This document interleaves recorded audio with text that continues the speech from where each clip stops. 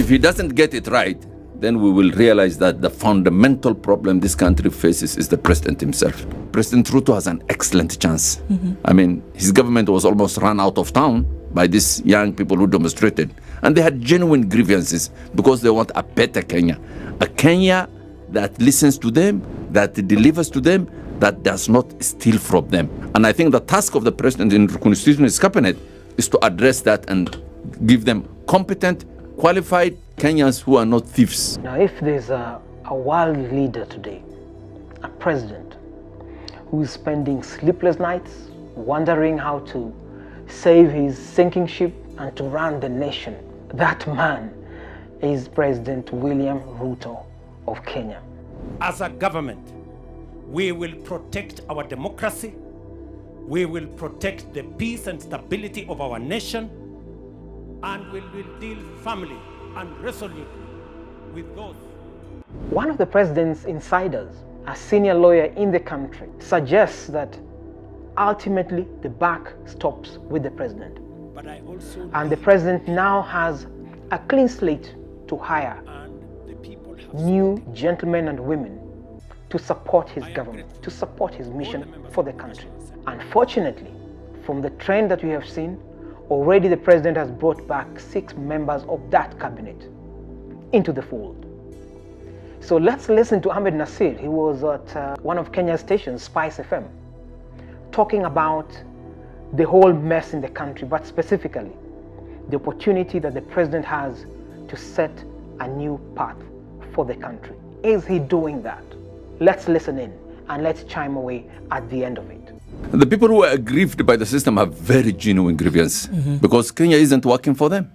I mean, the government, successive governments have refused to address corruption and governance issues. I mean, Uhuru refused completely. His 10 years, I mean, how many people were arrested and convicted for corruption? Maybe 2 or 1? If you look at independence since 1963 and you make a list of the political elites who were charged with corruption and convicted, they will not reach even 10. Yes. And all these rich billionaires, I mean, the money comes from government, you know. If you are not an Asian, for example, or a European or certain other, if you are black Kenyan and you are a billionaire, 90% of billionaires are made by former government officials. That's how we make our money. Yes, yes. That's why you have seen all these cabinet ministers trying to go back. They don't have a program that was nusu or half that they want to finish. No. They want to make more money. And that is, you know, the governance issue we have refused to address because those guys in power, I mean, that's the modus operandi. Why do you want to kill that system that works so well for them? But I think the seismic change these demonstrations brought about is that people like the president and even the political elites have realized that if we don't address some of these issues, the next demonstration will be much bigger. It'll be at our doorstep. And much closer. Yes, yes, much closer and more problematic to address. All right. What do you see? Do a crystal ball moment for us in a minute. That in the next couple of weeks, what would we see? Protests backing down? No, I think the president will not miss. I think this is a second opportunity. I mean, then if he doesn't get it right, then we will realize that the fundamental problem this country faces is the president himself. The country has experienced such dramatic events in the last few weeks. GenZ on the streets, the storming of parliament, lives lost in the most dramatic fashion ever. So Kenya has been a headline hitter, trending consistently, to the extent that eventually the president caved in, I concede, discarded the finance bill and fired his entire cabinet. The president, though viewed largely as a Western puppet, we must give him the credit. He ran the most formidable campaign these people don't understand against an opponent who seemed to be getting the blessings from the power of incumbency, Raila Odinga, and whose team obviously slept on the job. And what they thought was securely in the bag was snatched from them. The message, the rallying message that this president used was the whole point about the dynasty versus the hustlers. That was his main selling point, so that he worked up the crowd, he worked up the population to get to his side and buy the whole idea that any vote against his opponent was a vote against a dynasty, a vote against families that have had control in the country. The Kenyattas, the Odingas, and the Mois. So that rallying point was a message that hit a raw nerve with Kenyans. It hit home, and it sold the whole idea that it is time now that the common man, represented by the new kid on the block, President Ruto, would now have the opportunity to run the affairs of the nation, largely considered as an outsider because he did not have the same pedigree of those who have run the affairs of the country. Hatupangwingwi, yani mnasema tuanze hapa chini. The song Hatupangwingwi carried that message and helped these people sail to the office. Never mind that it was a voting that was marred by several allegations, and indeed the president did not have a clear win. He had to be determined as a winner by a court process which by itself had a lot of This is a unanimous decision. question marks. The question now is, President Ruto got the mandate to run the country.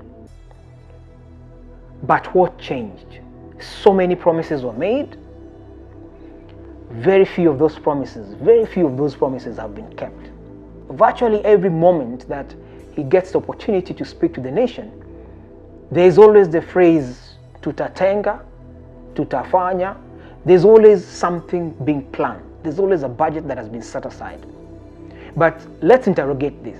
Do these things ever come to fruition? The disconnect between the utopia he created during his campaign and the reality that he wanted to rule on the country. That is the disconnect. That's why so many people are disappointed with him. From day one, when he constituted that cabinet, everybody who is reasonable, of reasonable intelligence, who is aware of what's happening in this country, day one when the president appointed that cabinet, he knew and he was told that these characters will not deliver. I mean, it was obvious.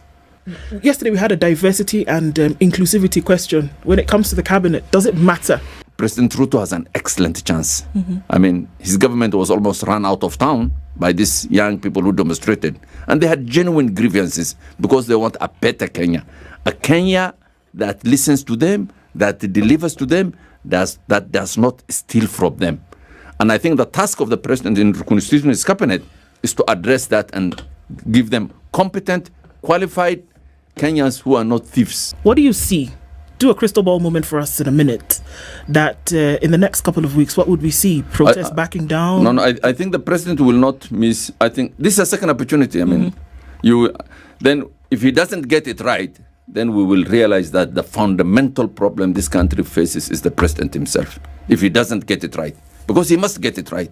Governance, obviously, is a big problem in the country and has bedeviled not just this regime, not just the Kenya Kwanza regime. The governance issue has existed within the country. Past regimes, including President Kenyatta's regime, indeed, where he once said, what do you expect me to do? What do you want me to do?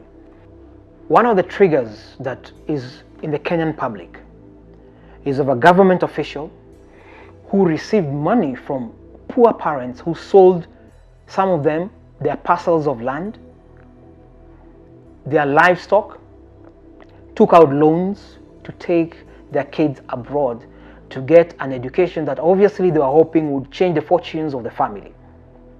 That governor is aligned to the government of the day. You have given your children head starts. This government of His Excellency our President was for the hustlers. We do not really want to know the many stories Mr. Barrow wrote. In fact, Mr. Chepses said the truth. You are very mean with the truth. You will lie to us day in, day out. I don't know whether you have been sent by your bosses. if the government is wondering where anger is coming from, it is from these little things that are happening in the country. The impunity with which those who are aligned to the government are operating. And one would then ask the question, where are they taking the cue from? As a commander-in-chief, if you have troops that are misbehaving, you have to get them to order. So if the president is not taking action against those who are obviously aligned to the ruling party, it sends a bad signal, and it sends a lot of frustration to the public that you may make all the noise you want to make, but nobody will listen. The general feeling in the public has been that the government does not want questions asked. And the media have shed light on a lot of these issues. The new narrative now is that the media is fanning, the media is inciting the public, which in truth is not the case, because the problems that have bedeviled this country have been so systemic for so long that what we are now experiencing is an implosion in society, that what they have been carrying as a burden at home, in school and in their private lives, is being vented in the streets. And they have come out peacefully, and unfortunately they have brutally been cut down by heavy police fire. The country has already lost more than 40 lives of young Kenyans who have gone out to the streets and said, you cannot continue with the status quo, you cannot continue running the affairs of this country with total disregard for the needs in terms of health, in terms of education, and in terms of youth empowerment. And indeed, incomes within families have reduced over time. If that is the case, why would the head of state not listen? Ahmednassir is saying the president has a fresh mandate, has an opportunity to reorganize his cabinet, bring in fresh minds, brand new individuals who can bring a fresh look at what the country needs going forward, what this generation needs. And we must, of course, say that the young people are not going to work alone. They are the bridge between the alpha generation, for example, and the millennials, but largely between the alpha and the generation X, and the older folks who have been in power all this time. That synergy needs to be demonstrated by the head of state, by this government, by ensuring that they have a good mix of young Kenyans, middle-aged Kenyans, maybe the wise old men and women who can engage with this group, this demographic, to push the nation to a level where you really do feel that there's inclusivity in society. As it is, the country has worked at the behest of the political elite who have muzzled resources in this country, who do not want the media to shed light on some of the issues that are arising in the country. You go online on Twitter now, and you even have MCAs and bloggers who clearly are on government payroll, spinning narratives around media and civil society groups being used to fund anarchy in the country. While in reality, some of the organizations that have funded some of these media organizations have worked very closely with government, not just now, but for decades. One particular media house that has been attacked is Africa Uncensored, run by a journalist who has been out there in the trenches doing investigative stories that have unearthed major gaps in governance, corruption, and it is very easy to point at the problem. The fertilizer problem, for example, is the most recent case, and Africa Uncensored investigated and brought this story to light. The narrative that there is a funding, that somebody is funding these young people to go out to the streets, how much would they be paid? Down with the finance bill, down. Down with the oppressors, down. Down with corruption, down. They have come out in their millions. In Turkana, in Machakos, in Busia, in far-flung places. In what really, in truth, is an implosion that is organic, based on some of the things that I've talked about. So instead, what we are now experiencing are abductions and a heavy hand of the police force. Obviously, the security sector trying to run helter-skelter to try and figure out how come these guys are able to achieve this in this record time. 3 weeks, 4 weeks, what the country has never been able to achieve in these many years of independence.